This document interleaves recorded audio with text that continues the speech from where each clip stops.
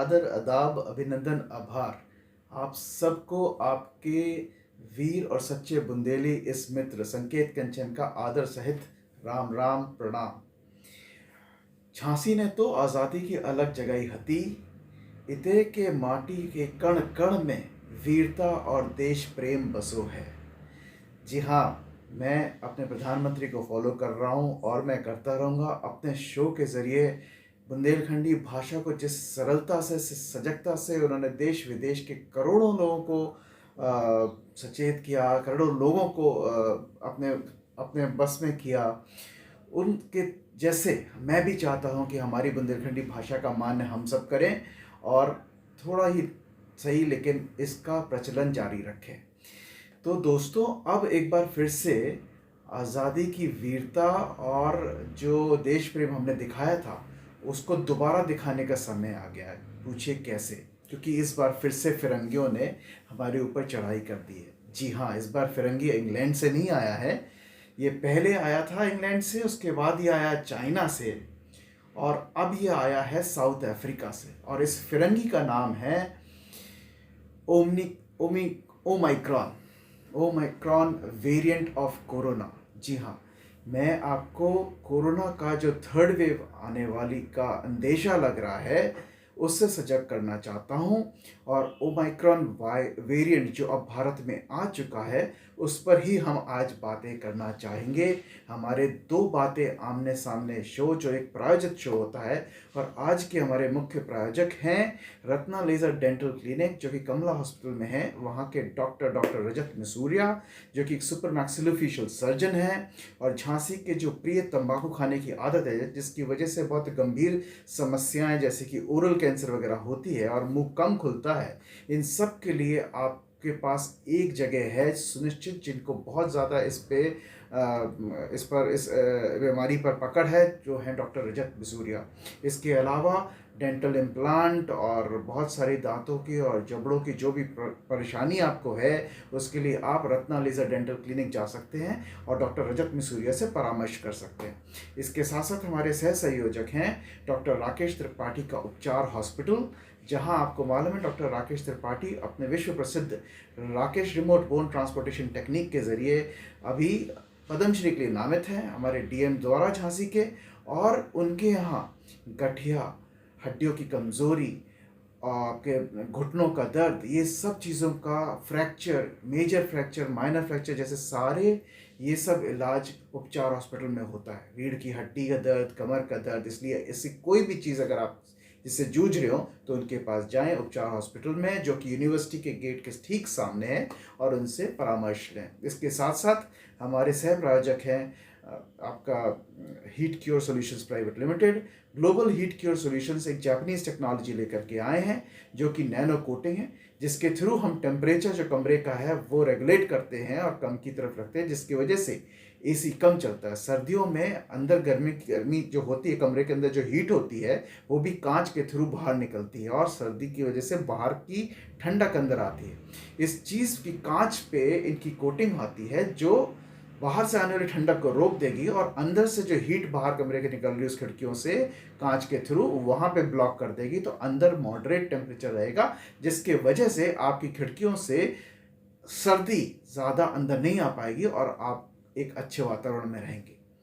तो आइए इसके आगे शो ले चलते हैं। इन सब के लिए आप किससे मिलना है, उन सब का नाम, उन सब का फ़ोन नंबर आपको इस वीडियो के नीचे विवरण में मिल जाएगा आने वाले वक्त में। अब सीधे बात करते हैं हमारा पास जो खतरा है, जो है भारत में अब ओमाइक्रॉन वेरिएंट के आने की वजह से। तो जी हाँ, भारत में अब ये कंफर्म कर दिया गया है कि ओमाइक्रॉन वेरिएंट ऑफ कोरोना, जो कि बोत्सवाना साउथ अफ्रीका में 24 नवंबर को इजाद हुआ है या कह लीजिए खोज की गई है, वो आ चुका है। जी हाँ, सबसे पहले दो केस कर्नाटका में एक 66 ईयर्स के भाई साहब थे, वो लेकर आए थे, और वो साउथ अफ्रीका से ही आए थे, और उनके थ्रू वहाँ पे एक और पेशेंट मिले जो 46 वर्षीय सज्जन थे। तो इस तरह से दो केसेस हमारे भारत में आए। और देखिए कर्नाटका के सबसे पहले, और जैसे से हम बात कर रहे हैं केसेस बढ़ रहे हैं। अभी तक का ये अंदाज़ा है कि 5 केसेस कंफर्म किए गए हैं भारत के अंदर, दो, जैसे कि मैंने आपको बताया, कर्नाटका से, और 33 वर्षीय उम्र के एक सज्जन डोंबिवली महाराष्ट्र से भी पाए गए हैं कंफर्म्ड केस में। और इसके साथ साथ आपका एक केस राजस्थान में, एक केस गुजरात में और एक केस दिल्ली में ऐसा भी निकला है। तो आप देख लीजिए, अभी दो केसेस आपके हो गए इससे, कर्नाटका से, एक महाराष्ट्र से, एक आपका गुजरात से और एक आपका दिल्ली से। ये कंफर्म्ड केसेस हैं। और सस्पेक्टेड केसेस में आपके काफ़ी सारी जगहों पे भी अभी खोज चल रही है, क्योंकि ये वेरिएंट नया है और इसके चलते उसमें समय लगता है पता करने, बिकॉज ये वेरिएंट जो है टेस्ट के थ्रू, RT-PCR के थ्रू बहुत कम पकड़ में आ रहा है और इसीलिए खतरनाक भी है। पर RT-PCR के थ्रू कम पकड़ में आने के बावजूद इसको जीनोम सिंकिंग करा रहे हैं। जीनोम सिंक्राइज टेस्टिंग जो होती है उसके थ्रू आपको मालूम पड़ जाता है कि इसका क्या वो है और कितना ये आ रहा है अभी। तो इसके रहते आपको ये चीज़ मालूम पड़ेगी। तो अभी सस्पेक्टेड जो स्टेट्स हैं उसमें एक राजस्थान है, आपका यूपी है जहाँ लखनऊ में केस पाए गए हैं 2 लेडीज़ के थ्रू, केरला है, तमिलनाडु है, तेलंगाना है। लेकिन ये सस्पेक्टेड हैं क्योंकि यहाँ पे अभी रीसेंट कोरोना पेशेंट्स बाहर निकले हैं। लेकिन कंफर्म्ड हुए हैं 5 ये केसेस जो कि इन स्टेट्स में, कर्नाटका में, महाराष्ट्र में, गुजरात में और दिल्ली में। 2 केसेस आपको जैसे मैंने बताया कर्नाटका में, और बाकी सब जगह एक एक केसेस। तो ये कंफर्म्ड केसेस हैं। अब हम ये बात अगर कर रहे हैं तो आप इस तरह से लेके चलिए कि ये थोड़ा सा जो वेरिएंट है, ये वेरिएंट क्यों इतना खतरनाक बोला जा रहा है। देखिए, WHO ने इस वेरिएंट को वेरिएंट ऑफ कंसर्न की कैटेगरी में डाला है। अब वेरिएंट ऑफ कंसर्न और वेरिएंट ऑफ इंटरेस्ट को मैंने आपको अपने पुराने वीडियो में भी बताया था। आपको इसका लिंक भी इस वीडियो में नीचे मिल जाएगा, और या ऊपर कहीं आपको दिखाई देगा अभी आता हुआ।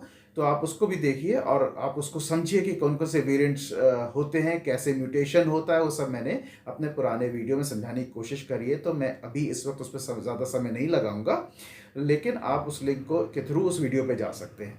तो जैसे कि मैंने आपको बताया था कि वेरिएंट ऑफ कंसर्न जो है वो इसलिए रखा जाता है जिसकी सिवियरिटी ज़्यादा हो, या जिससे प्रॉब्लम ज़्यादा हो, या जिससे मोर्टालिटी रेट ज़्यादा हो, उसे हम या उससे फैलने की तादाद ज़्यादा हो, तो ट्रांसमिसिबल ज़्यादा हो, तो उसे हम वेरिएंट ऑफ कंसर्न में WHO रखता है, जो हमने जाना था उस दिन। तो इस वेरिएंट को भी, ओमिक्रॉन वेरिएंट को भी WHO ने इसको भी वेरिएंट ऑफ कंसर्न में रखा है। और वेरिएंट ऑफ कंसर्न में आपको मालूम ही होगा कि इससे पहले एक और वेरिएंट था जिसने हमारे देश में बहुत ही त्राही त्राही मचाई थी, जिसको हम सेकेंड वेव के तरह से भी जानते हैं, और उसको डेल्टा वेरिएंट बोलते हैं। तो अब आप देखें, जो वुहान से चला, चाइना से, वो alpha, beta, gamma, alpha Wuhan से आया, बीटा UK से आया, गामा फिर साउथ अफ्रीका से आया, फिर डेल्टा आया, फिर डेल्टा प्लस के बारे में सुना था जो अभी ओमाइक्रॉन भी बोल रहे हैं लोग, बात डेल्टा प्लस नहीं, ओमाइक्रॉन है। तो ये एक वेरिएंट यहाँ तक पहुँच गया, और ओमाइक्रॉन भी आपके बोत्सवाना, साउथ अफ्रीका से 24 नवंबर को कंफर्म किया गया है ये वेरिएंट, और ये अब हमारे सामने आ चुका है। देखिए, ये सब तो हम जानते ही हैं कि ये वायरस में म्यूटेशन की क्षमता जो होती है वो तो रहेगी, और जितना ये म्यूटेट होगा उतना ही ये कमज़ोर होता जाएगा। बट प्रॉब्लम ये है कि जितना कमज़ोर होता है तो ठीक है, लेकिन कुछ ये भी मालूम पड़ी है स्टडीज़ के दौरान कि जिस बॉडीज़ में वो जाता है, और वहाँ बॉडीज़ में कई कॉम्प्लिकेटेड उनके बीमारी रही हैं, जिसे कोमॉर्बिड कहते हैं, है ना, उस तरह की बीमारियाँ उनके अंदर पहले से हैं। तो ये एक खतरनाक वायरस के तरह से भी सामने आ सकता है। तो इसके चलते जो अभी देखा जा रहा है, अभी कुछ WHO से जो हमने जानने की बात करी है, या लोगों का जो कहना है, डॉक्टर्स का जो कहना है, इतना डेटा नहीं है, बिकॉज 24 नवंबर को सामने आया है कि कोमॉर्बिडिटी का इतना डेटा नहीं कि किस तरह से पनपा है, कितना खतरनाक है, कितना खतरनाक नहीं है, इस पर हम ज़्यादा भी नहीं जानते। बट आने वाले 2 हफ्तों में हमें ये मालूम पड़ जाएगा कि ये कितना फेटल हो सकता है, या इसकी मोर्टालिटी रेट कितना, फैटलिटी रेट कितना हाई जा सकती है। जी हाँ, हॉस्पिटलाइजेशन ज़रूर बढ़ा है उन कंट्रीज़ में जहाँ ये हो गया है, और there are now good number of countries who are having this patients of this variant Omicron. अब ओमिक्रॉन जो है वेरिएंट, उसका कहना ये है कि आप जो उनके जो स्पाइक्स होते हैं वायरस के ऊपर, उसके थ्रू एक वायरस फैलता है या वायरस आपको बॉडी पे अटैच होता है और उसके बाद अंदर जाता है। तो वुहान से जो कंपेयर करें वायरस जो था डेल्टा, वो 9 टाइम्स फास्ट था, यानी कि अल्फा वेरिएंट से delta variant was 9 times faster in terms of spread and mortality, जो बाद में स्टैब्लिश हुआ। अभी ये तो स्टैब्लिश हो रहा है कि अल्फा वायरस के कंपैरिजन में ओमिक्रॉन जो है वो अप्रॉक्सीमेटली अराउंड 30% ज़्यादा ट्रांसमिसिबल है, फैलाव है। कितना फेटल हो सकता है that has to be established, but one thing is for sure, Delta अगर जिस तेज़ी से फैला वो अगर 9 था तो ये 30 के नंबर में है, तो नंबर बहुत बड़ा है, 3 गुना है ऑलमोस्ट उसके। तो ये कहना मैं ज़्यादा मुझे सोचना नहीं पड़ेगा और आपको समझना नहीं पड़ेगा कि ये फैलेगा तो तेज़ी से, हॉस्पिटलाइजेशंस बढ़ सकते हैं, लेकिन ये कितना गंभीर रूप लेगा अभी उसकी जानकारी नहीं स्टैब्लिश हो पाई है, या ये कह लीजिए उस डेटा का हमें 2 हफ्ते के अंदर अंदर कोई जानकारी और ज़्यादा मिलेगी। तो ये हो गया साहब। इसके बाद मैं आपको ये बताना चाहूँगा कि वैक्सीनेशन की जो हम लोग कह रहे हैं कि अब ये आ गया है, चूँकि अब ये इंडिया में है, तो हमें कोविड अप्रोप्रिएट हैबिट्स जो होती हैं हमारे, वो हम फॉलो करना चाहिए।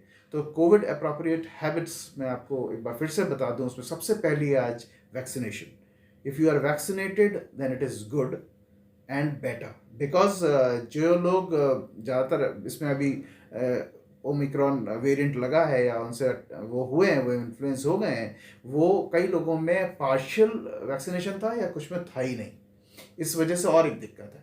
तो आई थिंक वैक्सीनेशन का प्लीज़ ध्यान रखिए, please go for vaccination if you have not done it. मेरी इल्तिजा है आप लोग से, रिक्वेस्ट है, दरख्वास्त है कि आप लोग अपने दोनों इंजेक्शंस लें। अभी ये भी सुनने को आ रहा है कि government is contemplating on in terms of a booster dose, where in अगर सिर्फ सीनियर सिटीजन्स को देना है या सब लोगों को पहले 2 इंजेक्शंस लग जाएं, इस पर भी अभी विचार विमर्श बहुत तेज़ी से चल रहा है। और ये बोला जा रहा है कि बूस्टर डोज से टी सेल्स और बढ़ जाते हैं, जिस वजह से इसमें प्रतिरोधक क्षमता, इस वायरस को झेलने की क्षमता बॉडी के अंदर और बढ़ जाती है। तो ओमिक्रॉन जो वायरस है वो कम अटेम्प्ट कर पाएगा और कम सक्सेसफुल हो पाएगा आपकी बॉडी को इन्फ्लुएंस करने में या फिर आपकी बॉडी पे कोई भी ऐसा घातक काम करने के लिए। तो ये एक अच्छी बात है। और भी अगर मैं आपको ये बताऊं, जो बातें अभी बोली जा रही हैं वो ये है कि देखिए, समस्या डरने की अभी इसलिए नहीं है या इतनी ज़्यादा सेंसिटिव नहीं हुई है, बिकॉज जो ट्रांसमिशन में वायरस ज़्यादा होता है वो डेडली कम होता है, और जो डेडली ज़्यादा होते हैं वो उनकी ट्रांसमिशन की क्षमता कम होती है। तो इस वायरस में बोल रहे हैं ट्रांसमिशन की क्षमता ज़्यादा है। अब ये कितना मोर्टेलिटी के अभी तक क्या ये हमें मालूम है, अब ये कितना ज़्यादा फेटल हो सकता है इसके बारे में अभी आज के वक्त नहीं है, लेकिन आने वाले 10-20 दिन में चेंज हो जाती है, तो वो कुछ कहा नहीं जा सकता, बिकॉज फाइंडिंग्स आना बाकी है, वो फाइंडिंग्स अभी तक सामने नहीं आई है। तो मेरा कहने का मतलब आप लोग अगर समझ रहे हो कि जो पहले की जो स्टैब्लिश थ्योरीज हैं वो जस्टिफाई करती हैं इस पॉइंट को कि अगर ट्रांसमिशन रेट ज़्यादा है तो फैटेलिटी रेट या मोर्टेलिटी रेट जिसे आप कहते हैं, डेथ रेट, वो कम होता है। लेकिन जहाँ ट्रांसमिशन कम होता है वहाँ डेथ रेट और मोर्टेलिटी रेट ज़्यादा होने का वो रहता है। तो ये एक बात है जो हमें दिमाग में रखनी चाहिए। तो गुड न्यूज़ है, ये बैड न्यूज़ है, इस तरीके से आप इसको ले सकते हैं। लेकिन अभी स्वास्थ्य मंत्रालय ने ये सब बातें जो हुई हैं उसको लेकर के कुछ बातों पे क्लैरिटी रखी है।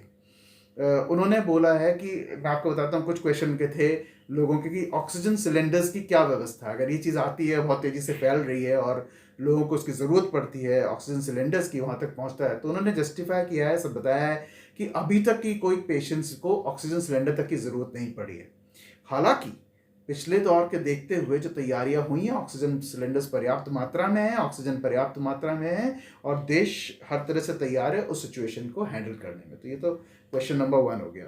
दूसरा क्वेश्चन ये आ रहा था सामने, वो था कि जो ग्रोथ रेट है इसका वो कैसा होगा, और कितना ये डेंजरस हो सकता था। जैसे कि मैंने आपको बताया, उनका भी यही कहना था कि हम डेटा से देख पाएंगे ये कितना ज़्यादा इफेक्ट करता है मोर्टेलिटी रेट को लेकर के या फैटेलिटी रेट को लेकर के। लेकिन उनका कहना ये है कि चूंकि इसका ट्रांसमिशन बहुत ज़्यादा है, तो ये समझ के चलें आप कि ये नंबर बढ़ेगा। अभी तो 5 नंबर कंफर्म हुए हैं हर सिटीज़ में। इसका फैलने का जो इफेक्टिवनेस है इसकी 30 रेट से ज़्यादा है। जो डेल्टा था वो 9 के आगे था, तो ये तो 30 के आ गया। तो ये number it going to go up, ये नंबर बढ़ने वाले हैं।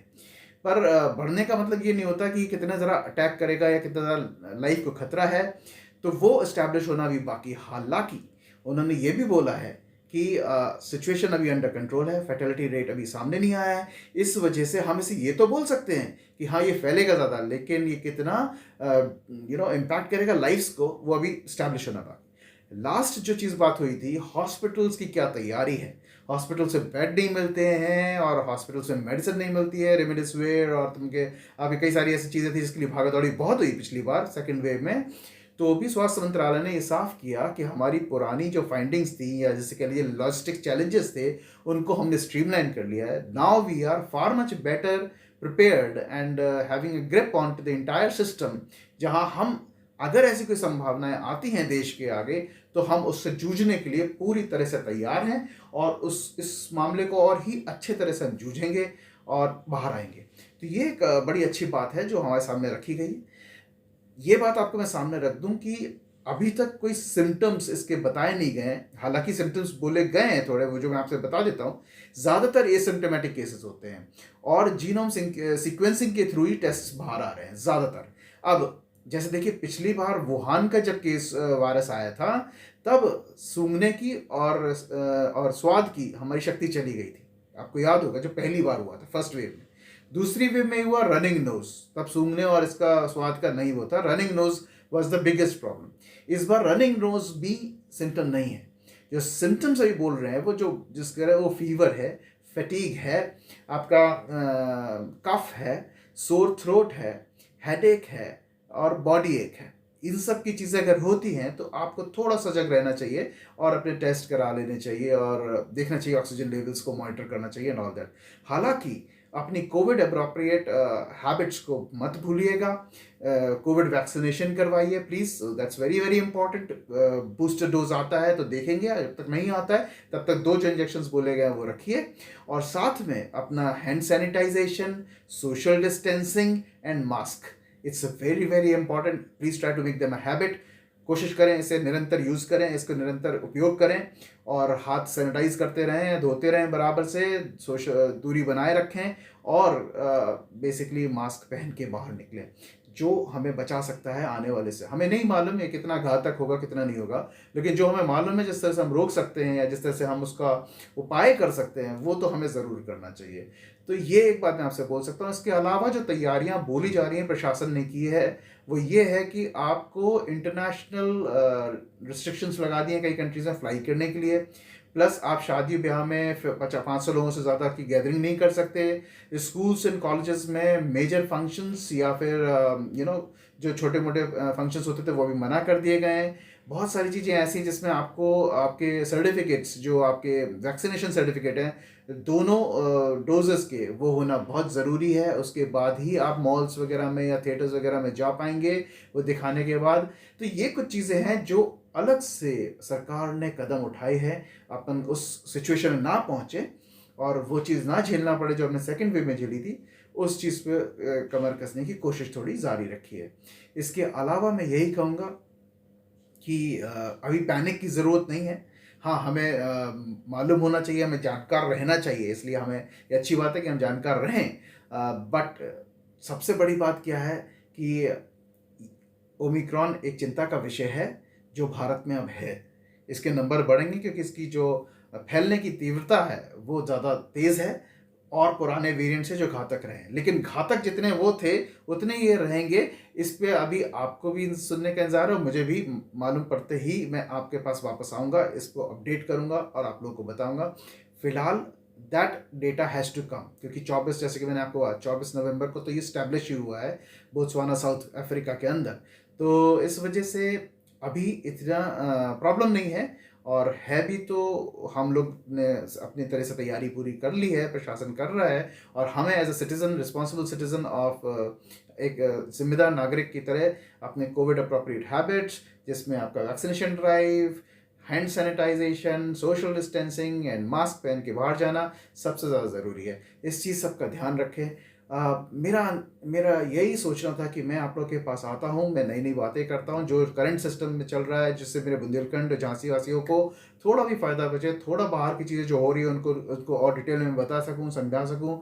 मैं ये करता रहता हूँ अपने इस चैनल पे, तो जो लोग यहाँ पे ना, उनको मैं बहुत-बहुत धन्यवाद देना चाहूँगा। और जो लोग पहली बार इस चैनल को देख रहे हैं, आप चाहे यूट्यूब पे देख रहे हो या फेसबुक पे देख रहे हो, आप प्लीज़ इस चैनल को फॉलो कीजिए, मेरे साथ जुड़िए और हम सब मिल करके झांसी और बुंदेलखंड को एक और नए नियाम देंगे ऊंचाइयों पर। और इसके साथ साथ मैं आप सबसे ज़्यादा चाहूँगा आपका रविवार की शाम बहुत अच्छी कटे और बहुत अच्छी हो। आप सबका सुनने के लिए बहुत बहुत धन्यवाद। Thank you so very much and have a wonderful Sunday evening. Thank you.